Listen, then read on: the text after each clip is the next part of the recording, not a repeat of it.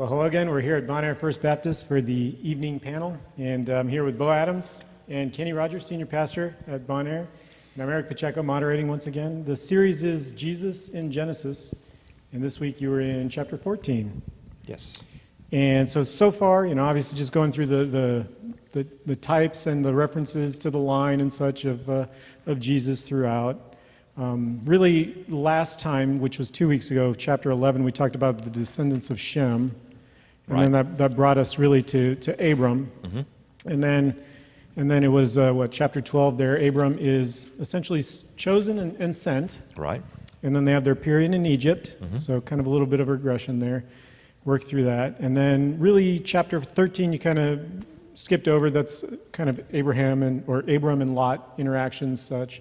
Sets up the beginning of chapter 14 with the War of the Kings and the rescue of Lot. It does set it up because Lot chooses to go down into the valley of Sodom, and he begins to associate more and more closely with them. And then when they're invaded because they're breaking the treaty, Lot is taken captive.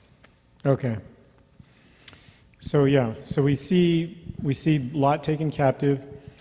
And one of the things you mentioned, I think in both services, was that before we get to the other types and shadows and such, but that you mentioned that Lot is more of a picture of us than anything else. What do you mean by that? Well, I don't know about you, Bo, but I'd not seen that before. I'd not thought about it before.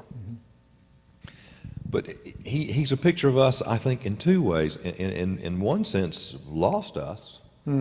We could not help ourselves. We were in bondage and helpless, and we were dependent on someone coming to rescue us. Sure.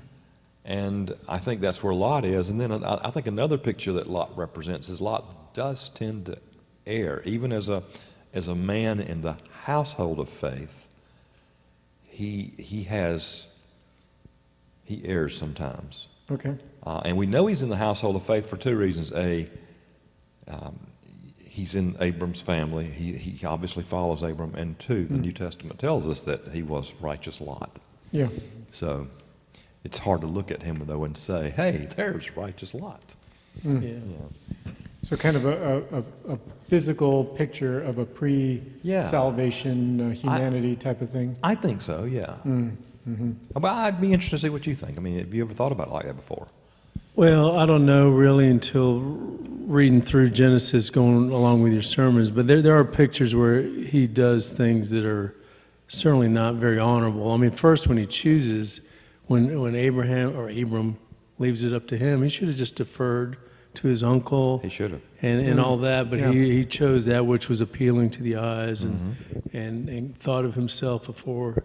And then the story, he is involved with Sodom because he's at the gates when the angels come, and he lingers. He has a hard time leaving, and then the whole situation with his daughters, which that's a whole different thing that originated with them, but he engaged in drunkenness. So there's certainly flaws that he has, but obviously, the New Testament describes him as righteous Lot, being concerned and disturbed by the sins of Sodom. And that's the context.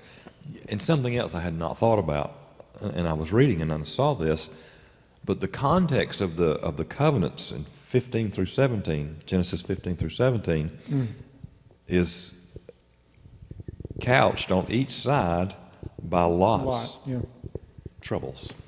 Sure. And the last you see him, I didn't realize this until I read it, but the last you see him is the whole situation with his daughters. Yeah. And then he drops out of the scene. I didn't realize that either. But he leaves the Moabites behind. Yeah. Quite literally. Yeah. Well, Abram decides to save Lot, right? Lot is taken He does. captive, and he has a great victory. But why does it matter? Obviously, it's a good thing to win, but I don't see it in the text. Is it implied that God told him to save Lot, or are we supposed to infer something there? I don't. I think he saves Lot because Lot is family. I think had it not been for Lot, Abram certainly would not have went to war with these four eastern kings who were, on paper, stronger than he was. Sure. I mentioned today about the ball game where Georgia played a lesser team, and all major universities do that. But it would be kind of like that. It'd be kind of like the upset. I mean, 318 men. I mean, there is the tactic, kind of, it reminds you kind of like Gideon in a sense. Yeah. But I think Abram has made 5 pretty worthless friends and 4 pretty powerful enemies. So but he makes the decision. I think it's based on Lot. And I said in the sermon, this is the first mention of war in the Bible. And you know there'd been wars before, but this war would not have been mentioned were it not for Lot and Abram. It is hard to imagine that he would undertake such a great thing without talking it over with God. And However he did that. yeah, You know, I mean, it may not, obviously it's not recorded, but then you think about it too, that it was, of all the reasons to fight a war, and that he engages in wars, it's not for ambition or land or possession. It was a very honorable thing to save Lot. But then in the saving of Lot, he saves a lot of the inhabitants of Sodom and Gomorrah. And I mentioned this in the message too. It's important to remember. To this point, he is not a man known for bravery. Yeah. You know what he did in Egypt? He said to his wife, "Tell them you're my sister," which is technically true in a sense. She was his half sister. "Tell them that you're my sister, so they won't kill me." Sure. And now he's risking his life. And I think when you read this and you have to kind of let the story sink in, I think he absolutely talked to God about it. Sure. But I don't think he had much time to talk to God about it. So he makes a decision. It's the right and honorable thing to do, as Bo says. Yeah. And it was the brave thing to do, and it was foolhardy in a sense because he's taking a tremendous chance. And I love what the common one person said. Abram risked his life to save his family. Jesus gives his life to save his people. Sure. Yeah. So you can see that kind of typology there in a sense. Yep. But it's real common nowadays in the evangelical church to kind of gloss over the Old Testament, but just touch on some of the patriarchs and kind of point, hey, look, the people of God are winners, so you should be a winner. Yeah. That's not really what we're seeing here, right? No, it's more of a spiritual, at least undertones, and kind of when he puts his faith in the right place, then kind of a victory comes. We're seeing more of a path of sanctification rather than the people of God will prosper materially.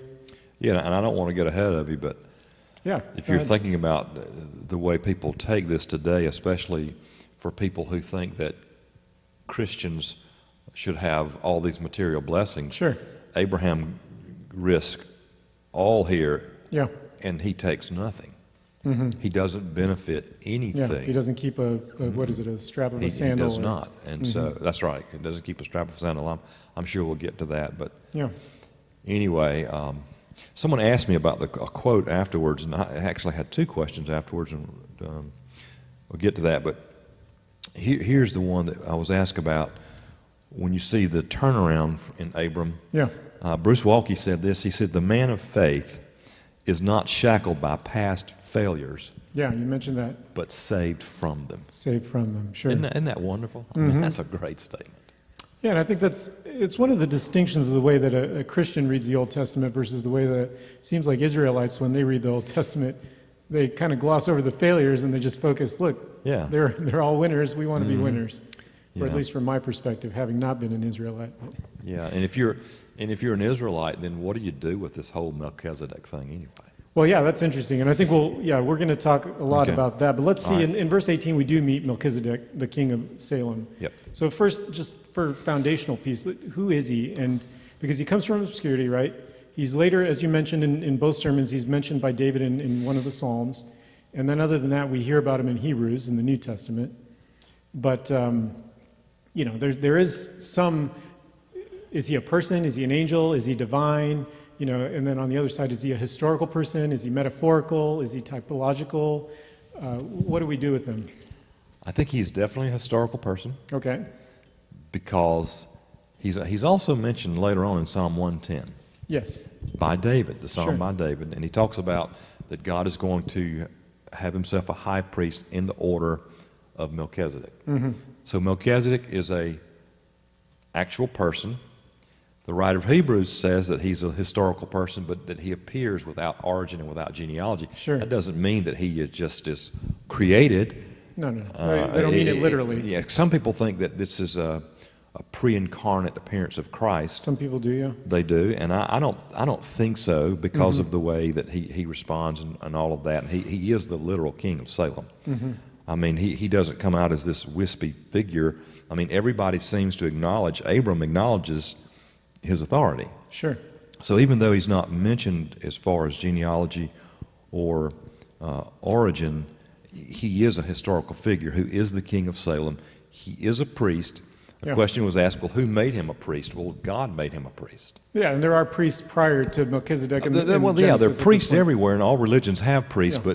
but the thing that happens here is that Abram recognizes that he is a true priest of the God Most High. And because he recognizes this, he gives him a tenth of the possessions, and he takes them. Could you see takes them. pre-incarnate Jesus taking the possessions? I mean, what would happen to that? Yeah. So, I mean, I think the more you think this through, the more you see, A, he's historical. Yeah. I wish Bo had answered this first. A, he's historical, and B, his significance is what he represents or what he foreshadows in Christ. Okay. But he is a righteous man Sure. who is the king of Salem. How do you stand And with all you those? may have a different take on that. Yeah, but because we have many possible combinations with all the options I gave you. absolutely. Right, and there's an argument, and I had written down some things. Is this a Christos? And I know people disagree. There is theologians who take different positions, and of course, as a lawyer, I could kind of I make notes about, well, these are the things that make it appear to be a Christophany. Sure. Where he, if it truly is a historical person, then the writer of Hebrews refers to him as having no beginning, no father, no mother. Yeah. Now, is that literally talking about the person, or is that the idea of a prefigure of Christ? But and Jesus, to follow his order, Yeah, he what remains would- a priest perpetually in Hebrews 7. yeah, and it makes it appear like he has an eternal priesthood, and could a mere man have that? So there's some questions you could ask, but Sure. then same thing with the other side of that too. That if it's a Christophany, every other theophany or whatever, it doesn't. I mean, because he's literally described as a king, Yeah. he's literally described as a priest. Yeah. Every other time, like when Jesus, or if it's the angel of God, or when we're talking about going to destroy Sodom and Gomorrah, it wasn't like he had. I mean, it was the visible manifestation of God. Sure. And it wasn't like he had this history of. He hadn't established an entire reign and Yeah. form of government and going through the. Exactly. Yeah. Right. That's So and that's the point. Yeah. Go ahead. Right, but anyway, so it does seem. I mean, if I looked at, I did look at it, but you could certainly there's reasons you could say it was either a Christophany, Sure. but I think just in general, looking at it, I'm more persuaded that he was a historical person, Yeah. and the writer, like David writes, he's greater than Levi because he's in the Sure. priesthood forever. Yeah. And then Hebrews, the writer of Hebrews kind of takes that and extends it that Jesus is greater than any priest Sure. that the Israelites had. Right. And Yeah. so it kind of expands on the notion that it could be, it seems like a historical person that Yeah. could be used to illustrate a greater And significance. And I think Psalms 110 really drives that home. The Lord Okay. has sworn and will not change his mind. You are a priest forever, according to the order of Melchizedek. Yeah. Not Melchizedek is the priest forever. Sure. It is all about According type. to the it's order. about type Okay. and foreshadowing, and Well, so one of the traditions too in the Hebrew tradition was that it was a reincarnate Shem, wasn't it, or something Yeah, that was I read that. more of a father figure, and Yeah. that's why he was greater than Abram, because it was just he was older and of the line, Yeah. But we can.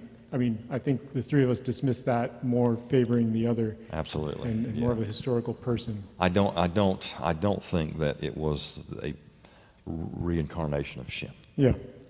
And in Hebrews 7:3, it explicitly says too that he resembles the Son of God. Yeah. Yes. And so he's I mean, by necessity, again, saying he's not the yeah, Son of God. I think that's really decisive. Yeah. I really do. Okay, good. Well, that's foundational. So moving from there, we see that Abram, he encounters both the king of Sodom and obviously Melchizedek, there, the king of Salem. Are they representing something? There's obvious air that Abram is choosing one over the other. The way he deals with one is a bit dismissive, and the other one is very, Very respectful. respectful. Yes. Yeah, he is. I think Abram. Does this tie back to the seed of? And again, you don't know if this is by reputation. Yeah. Maybe it's partly by reputation that Abram does know about this king. Okay. He's heard of him. I mean, if he's in Salem, that's in the area in which, that's as we used to say, that's in Abram's stomping grounds. I mean, Yeah. he's been all over Canaan, around and around. So he would know these things. Abram himself is a very wealthy man. So I think he probably knows about both kings and recognizes them for who they are. I think there's just discernment on his part on this. So who are they? Is one representing God and one representing the world, or is it just more basic than that? I think that's the king of righteousness. I think one represents Christ and one represents this world, the earthly world. this world, the earth dwellers. Okay, He's a king of earth dwellers. there you go. And so let's talk on the possessions there. Yeah, you mentioned first of all that when the king of Sodom approaches him, he says, "Give me," but then he offers for Abram to keep a lot of what he had, but he turns it down. Whereas the other one, Again, sometimes you read between the lines, Bo, and you think if I'm an army invading, and historically, armies invaded, what kinds of things did armies take? They took jewelry. Yeah. They took coinage, sure, not paper money, coinage. They took people. yeah. They took some livestock, especially. So things that more travel valuable. well, that are Things that travel were, well. value. Yeah, they wouldn't have taken a lot of sheep or anything like that Yeah. unless it was a short trip, but not back to the east. These kings probably came from a close proximity to where Abram was from. This is a long journey. This is not a short journey, it's a long journey. So they would have taken durable things which traveled well, Yeah, and their value transfers across and the societies. people would have yeah. traveled, and I guarantee you the people who are in bondage do not travel first class. Yeah. They are walking. Probably, you get the picture in Amos of the Assyrians taking the Israelites bondage, and you have the picture of hooks in their noses, and that would have been the way it was. Sure. Yeah. So why does he turn down the strap of a sandal? I forget the exact wording there, but Yeah, that would have been part of it. I mean, he's going to the most minute thing. yeah. From the what does he say? He says, "I will not take a thread or a sandal thong or anything that is yours, Yeah. for fear that you would say, I have made." So Abram you always rich." talk about, and you have a great point about speaking of from the lesser to the greater. Yeah. This is speaking from the lesser to the greater. Yeah. If I'm not going to take a thread or a sandal thong from you, Yeah. then I'm not going to take your gold, your silver, or any Sure. of your slaves. Because he doesn't want to attribute I it don't want to Sodom. a That thing yeah. you've got. Yeah, I don't want a crumb from your table. Sure. That's what he's saying. And it really shows too that Abram is depending on God. God had promised him in already chapter 12, verse 2, "I will make you a great nation." Yep. So he's going to depend on God to make him a great nation, not Yeah. allow anybody else to say, "I made him a great nation." Sure. And I think Melchizedek sees this, whereas the king of Sodom does not. Melchizedek says, "Blessed be the God Most High who has delivered your enemies into your hand." Yeah. He understands that this is of God. Sure. That this, and again, how interested is the king of Salem in this battle? He's on the periphery. Mm-hmm. I mean, if you look at the geography, he's on the periphery. He's not really engaged. He could have been if they came back, but he's seen what has happened, and he knows because God has revealed it to him. I have delivered this man in battle. Yeah. And he gives praise to God for that. So a stark contrast of his plan in Egypt to survive that It is, and someone else asked me today, so this is the third question I was asked. What's that? Why did Abram take wealth from Egypt From Pharaoh. and did not take wealth from the king of Sodom? Sure. Guys, got any answers on that? It seemed like he was in a different spiritual state, first of all. But Okay, yeah. I think that's Yeah. big. Okay, what do you think? Well, I don't know. I hadn't thought much on it other than it is kind of he kind of typifies the nation of Israel. The Hebrews are leaving Egypt, kind of plundering Egypt Sure. when they Yeah. leave. And so I thought that was just kind of Yeah, a it works picture well of that that way as well. happening. Yeah. I think it's both of those. I Yeah. think that Abram has grown spiritually to rely more and more upon God. Yeah. And I think it is a biblical picture that, yeah, when Israel goes to Egypt, they plunder them. And yeah, They take the sandals, the yeah, the sandal threads, thongs and everything. Yeah. and everything it takes to Yeah. buy them. You know, the shoes that you put them in. That's right. So in verse 20, Abram tithes to Melchizedek, right? It does. And so what does this imply? Does this indicate anything with regards to relative status or standing? It implies this, and I think it implies it directly, that Abraham recognizes that Melchizedek is the true priest of God. Okay. When it says he gave him a tenth of everything, did he give him a tenth of everything he had because he's wealthy, or did he give him a tenth of what he rescued Sure. from the Yeah, is it battle? like off the pre-tax gross or Yeah, it's like he's giving it all back to the king of Sodom anyway. So he's like, is he tithing that which he's not going to keep, or that which costs him nothing? Is David? I think he gave him a tenth. He gave that's him a a good tenth point. of all, and I think all here is what is in mind. That is a tenth of all that he's brought of the back. spoils? That's what it looks like to me. He brought But it back. still seems an Look act at- of yeah, submission to no to doubt. a greater. Yeah. He brought back all the goods, and then he gave him a tenth of all. Yeah. But certainly, and the writer of Hebrews is making this point big time when he says, you know, when Abraham tithed to Melchizedek, Yeah. Levi was in his loins. Sure. Yeah. So Melchizedek is the greater priesthood. And another Yeah. thing that you see here, okay, you're Christianity and you're starting out, and one of the things that Christianity faced was this is a new religion. Yeah. This is a new religion. And one of the things that Christianity points back to and says, no, we're not really a new religion. Sure. Because we go all the way back to Melchizedek. We're actually older than Judaism in the sense that our priest Yeah. is older and has more authority than Than the Levites. The than Levite. the Levitical Exactly. line. Yeah.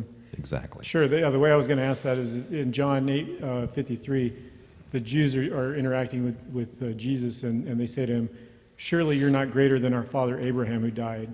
Right? And then Jesus, after several verses in John 8:58, says, "Jesus said to them, 'Truly, truly, I say to you, before Abraham was born, I am.'" Yeah. And of course, they pick up stones to stone him. So, But how does you- this passage in Genesis prepare the way for arguments that would be laid against the Messiah 2,000 years later? Do you know, too, that is a very good argument for holding on and for there being scholars who know Greek language. Because when you translate that into English, it is very important.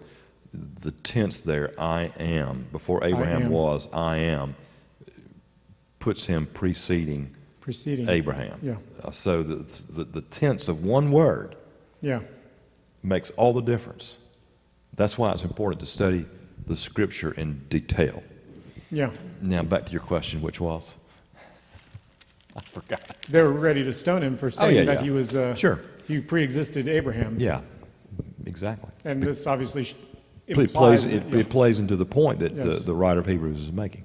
So let's talk about the different names of God. You mentioned this more in the first service than in the second service, but as we get to, what is it, is it 22? Where we mix the El Elyon with the Yahweh. El Elyon. The El Elyon is God Most High. Yeah. Lord, you see it there in your Bible, it's in all caps. Yeah, is that 22? It's in 22. Yeah. It's in all caps. I have sworn to the Lord. Yeah, Is that, the Lord that's- God Most High. I mean, literally, he says, I have sworn to Yahweh El Elyon. Yeah, and so Yahweh means I am, right? Yahweh, yeah, and Yahweh is the covenant I am, name of the Israelites. Yeah, and then El Yeah. Elyon is essentially, I mean, literally it means God of gods or something to that effect. Right, exactly. Yeah, and then the translated as the Most High. Yeah, so how, you mentioned that this was important. Why is the mixing of these two names and the, the kind of, they've combined these two names. I think up until this point, we've only seen Yahweh of the two. Yes. And then this is the introduction. There's a lot of of the firsts El Elyon. in this chapter, but I think it's important because he's connecting the God of Israel, the covenant God of Israel, Yeah, whom we believe in the economy of the Godhead, that this is Jesus, with God Most High. And again, it goes to the New Testament. It goes to the fact that who Melchizedek actually represents as the priest of God. There's just a lot of significance and importance in these titles. yeah. And I think it's important to mention. One thing to me is interesting in these titles is that he's really quoting Melchizedek's description of God. Yes, he is. I mean, in verse 19, Melchizedek said, "Blessed be Abram by God Most High, possessor of heaven and earth." And then Abram says in verse 22, "I've lifted my hand to the Lord, God Most High, possessor of heaven and earth."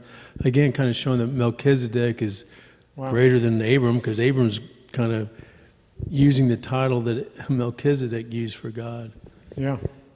And But he's mixing it with the old title of Yahweh at the same time. And Right, he's because he gonna- does use Lord versus, right, He's going to Yahweh. do the same thing in chapter 15 too, and I cannot remember the name of God in chapter 15, but it's a new revelation. I think what you keep having here Yeah. is the name of God changes. It doesn't change, but as it Yeah. progresses, you're seeing Abraham. Greater revelations. You're seeing Abraham know more and more about who God is.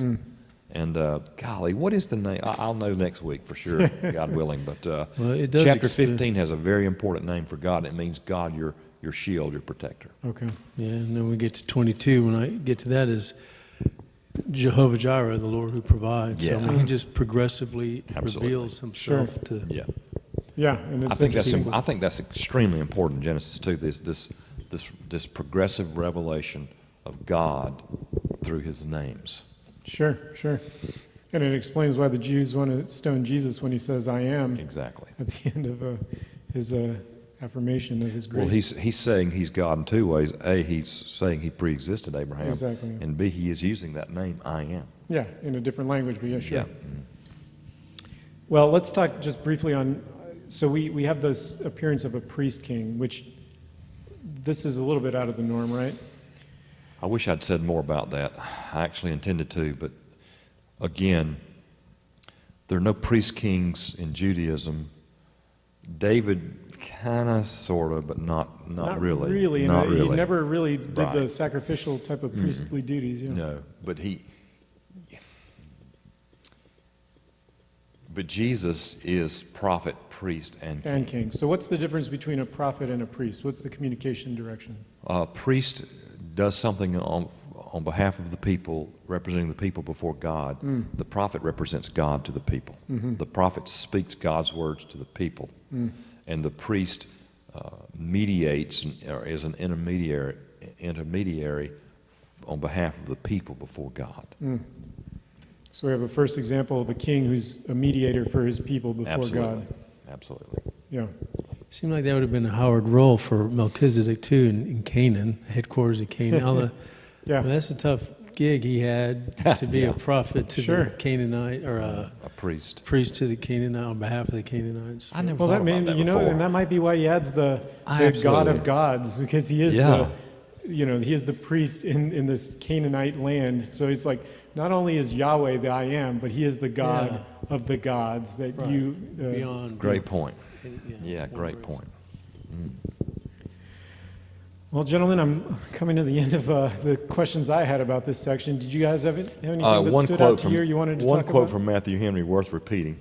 I don't know if you saw this or not, Bo, but again, going back to Lot Yeah, and Lot's choice, sure. and then how things changed for Lot. This is what Matthew Henry said, and I think this is applicable to all of us. It is just with God to deprive us of our enjoyments by which we suffer ourselves to deprive our enjoyment of Him. That is a great statement. That's great. And you mentioned that at least in one of the services. I but mentioned this what was second service. what was your layman's translation for that? That Oh, yeah, God will take from us what Yeah. we use to. The things that we allow, Yeah. the enjoyments that we allow to keep us from enjoying God, He will sometimes take away from us, and Sure. eventually is going to take all those things away from All us. those things away from us. Yeah, that is to me, one of the marked distinctions between the Old and New Testament. In the Old Testament, it almost appears, if you read it exclusively, that the rewards of God are material and Yes. corporal. Yes. But as you read it in light of the New Testament, you realize that those are used to steer you to a special grace. The common grace is only there to guide you towards the special grace. The guy that I quoted a while ago, Bruce Walke, Yeah, I had a class with him in seminary. I didn't have a class with him. He taught a class that I was in.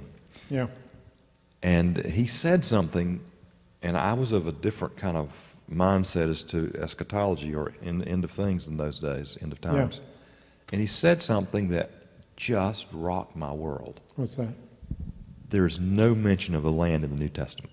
That's right, yeah, Not one time. sure. So the land is the blessing in the Old Testament, no doubt. Very fundamental to the Very fundamental. If you're in the land, Yeah. you're blessed. If you're out of the Yeah. land, it's a sign of Sure. And curse. they get kicked out of the land and they Yeah. return to the land. And Exactly. But in the New Testament, it's not the land anymore. It's Christ. Christ is our rest. To be in Christ is to be in blessing. Sure. Yeah.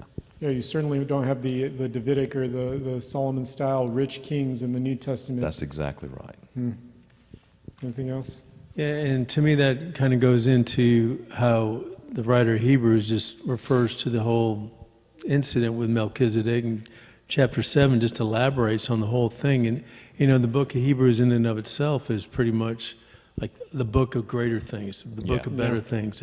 This is the Sure. truths from the Old Testament, but it's just so much greater in the New Yeah. Testament with the New Covenant.